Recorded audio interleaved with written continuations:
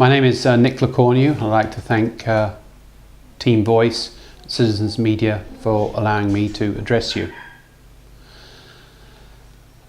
I think Jersey needs and desperately needs a credible opposition, one that's not easily stereotyped, and I hope I can play my part in that. I've used the words action and reflection, the ability to look at a problem, analyse it, act, and then reflect upon the consequences and if necessary change course or continue. I'm a solicitor by profession. I've worked in finance. I know how our largest industry works. But I'm also an activist, someone who's been involved in campaigning.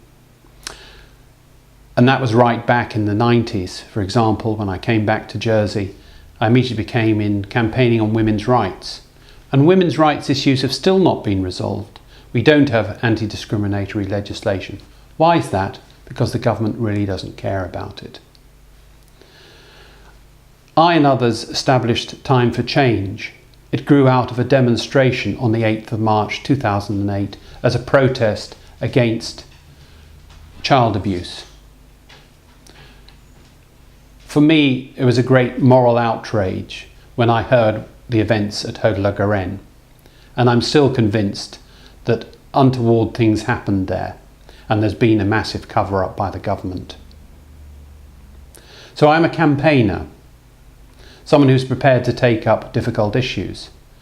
I helped the Woolworths workers to fight to get their redundancy monies. I almost had them in occupation of that building.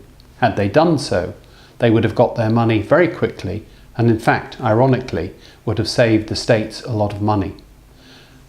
It's not appropriate, however, that the government hasn't put in place redundancy legislation.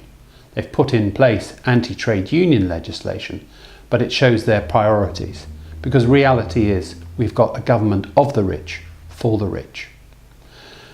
Now, the big issue in this election is the austerity programme that's about to be launched by the Joseph Le Sueur government.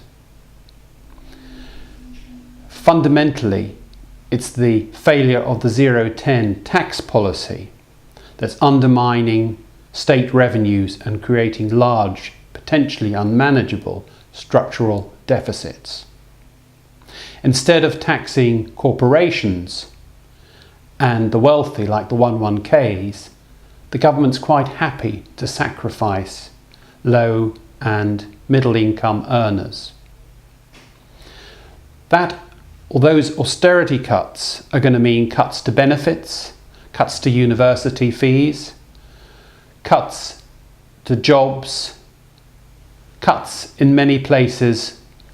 The fact that Hampton is closed, for example, cuts to the arts, cuts to heritage. That's where it's begun. And we now currently have a pay freeze. But I'd say no to the cuts, no to the job losses, that we defend trade unions and their members against victimisation, that there shouldn't be privatisation of public utilities, that we scrap GST and we introduce progressive taxation on personal incomes and corporate profits. The cuts are not inevitable. There are alternatives, and we're not totally helpless. And together, we can fight back.